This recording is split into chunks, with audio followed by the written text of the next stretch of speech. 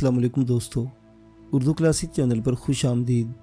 मुअज़्ज़िज़ सामीन हज़रात, आइए सुनते हैं उर्दू तारीख़ी नावल बरक़े कलीसा किस्त नंबर 45। मुअज़्ज़िज़ सामीन, आपसे उम्मीद की जाती है कि वीडियो को लाइक करें, चैनल को भी सब्सक्राइब कर लें, शुक्रिया। एक रोज़ हवेली के दरवाजे पर दस्तक हुई तो गरीता और मुरीना दोनों ने देखा कि कराकूश दीवान खाने से निकलकर हवेली के सदर दरवाजे की तरफ गया था, जबकि अहमद बिन सईद दीवान खाने में रहा था। दोनों एक कमरे में खड़ी होकर सदर दरवाजे की तरफ देखती रही। इनके देखते देखते कराकूश ने सदर दरवाज़ा खोला तो दरवाजे के सामने शोबान अपने घोड़े की बाग पकड़े खड़ा था। आगे बढ़कर कराकूश ने इसे अपने साथ लिपटा लिया था, फिर इसके घोड़े की बाग पकड़ ली। हाथ के इशारे से इसने शोबान को दीवान खाने में जाने के लिए कहा। खुद कराकूश घोड़े को अस्तबल की तरफ ले गया। घोड़ा बांधने के बाद वो भी दीवान खाने की तरफ चला गया। गरीता और मुरीना दोनों इस कमरे में खड़ी रही, शायद कि इस बात का इंतज़ार था कि कराकूश या अहमद बिन सईद की तरफ से कोई आएगा और शोबान की खातिर तवाज़ु का सामान करने के लिए कहेगा, लेकिन काफ़ी देर तक कोई भी ना आया। तब गरीता और मुरीना दोनों फिक्रमंद हुई। एक दूसरे से सलाह मशवरा करने के बाद वो इस कमरे से निकली। कमरे से निकलते हुए एक निगाह गहरी सोए हुए अपने बच्चों पर डाली, फिर वो दीवान खाने के पर्दे की ओट में जा खड़ी हो गई थी। दीवान खाने में जो उन्होंने देखा, इसे देखते ही दंग रह गई थी। शोबान इनके साथ कोई बड़ी राजदाराना गुफ्तगू कर रहा था। इस गुफ्तगू के साथ साथ शोबान की आंखों से भी आंसू रुआ थे, जबकि इसके सामने बैठे अहमद बिन सईद और कराकूश भी सिसकने के अंदाज में आंसू बहा रहे थे। दीवान खाने में अजीब सा समा था। गरीता और मुरीना दोनों परेशान और फिक्रमंद हो गई। थोड़ी देर तक वो वही खड़ी रही, फिर इनके देखते देखते कराकूश और शोबान दोनों अपनी जगह पर उठ खड़े हुए। ये सूरत हाल देखते हुए मुरीना और गरीता एक तरफ हटकर छुपने के अंदाज में खड़ी हो गई थी। दीवान खाने से निकलने के बाद कराकूश और शोबान दोनों अस्तबल की तरफ चले गए थे। कराकूश वहाँ जाकर अहमद बिन सईद के घोड़े पर जीन डालने और इसे दहाना चढ़ाने लगा था। शोबान इसके करीब ही खड़ा होकर अपने घोड़े को थपथपा रहा था। यह सूरत हाल गरीता और मुरीना दोनों के लिए परेशान कुन थी। कुछ देर तक वहीं खड़ी रही, फिर दीवार की आड़ लेते हुए दोबारा जब दीवान खाने के पर्दे की ओट में आई तो जो कुछ उन्होंने दीवान खाने में देखा, इन दोनों को अफसुर्दा और गमज़दा करने के लिए काफ़ी था।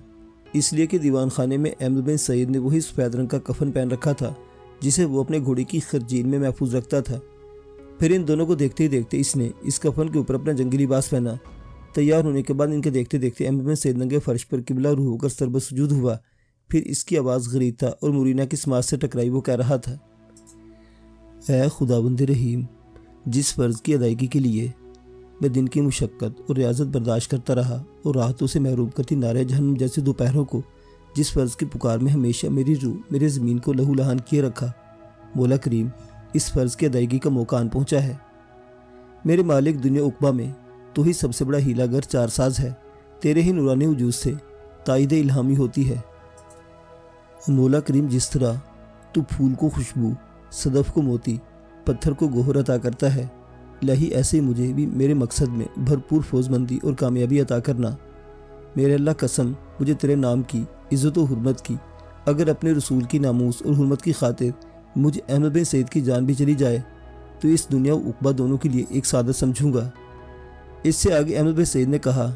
गरीता और मुरीना ना सुन सकी, इसलिए दोनों ने देखा कि अस्तबल की तरफ से कराकूश आ रहे थे। उन्होंने घोड़ों की बागें पकड़ रखी थी।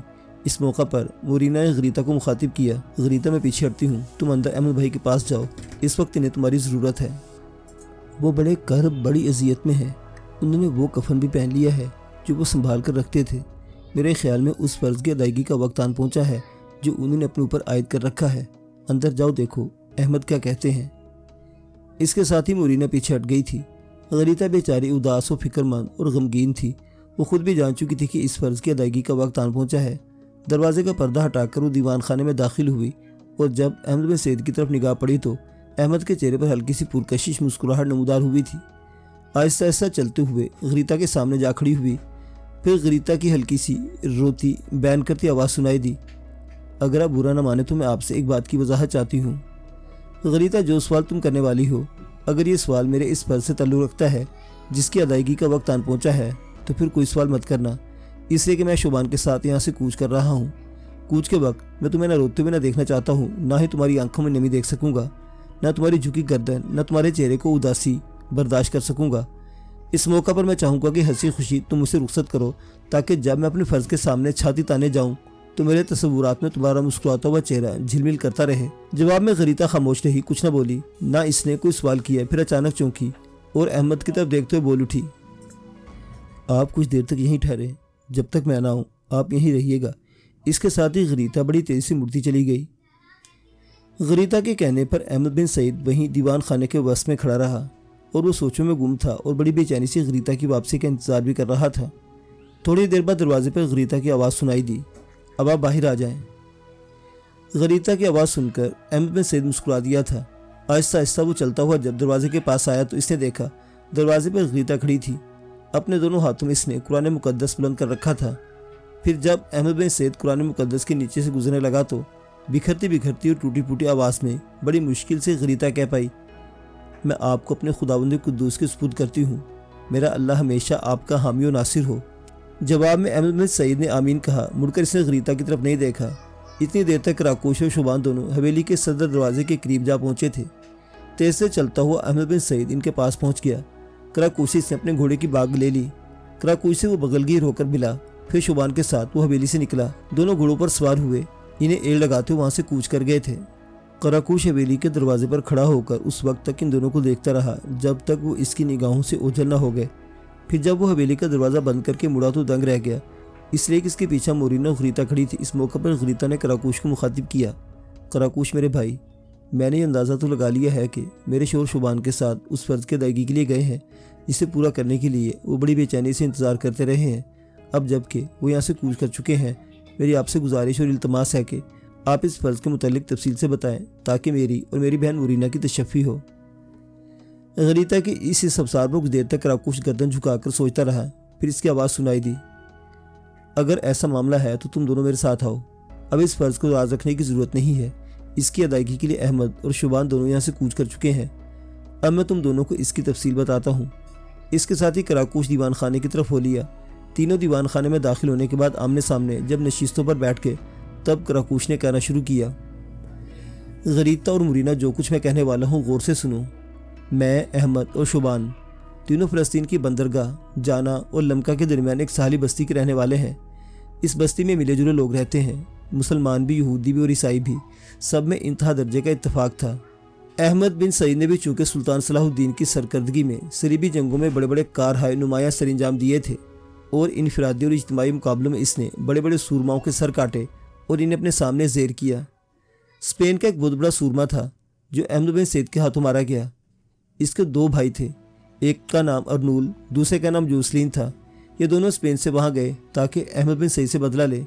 वहाँ जाकर जब उन्होंने अहमद बिन सईद के मुतल्लिक मालूमात हासिल की, मुख्तलिफ लोगों से मिले, इनकी राय ली तो उन्हें पता चला कि अगर इन दोनों ने बेक वक्त भी अहमद बिन सईद से तेगजनी का मुकाबला किया तो अहमद इन दोनों की गर्दनें काट कर रख देगा। लिहाजा उन्होंने एक और अय्याराना कदम उठाया। ज़ायरों के भेस में रात की तारीकी में ये हमारी बस्ती में दाखिल हुए।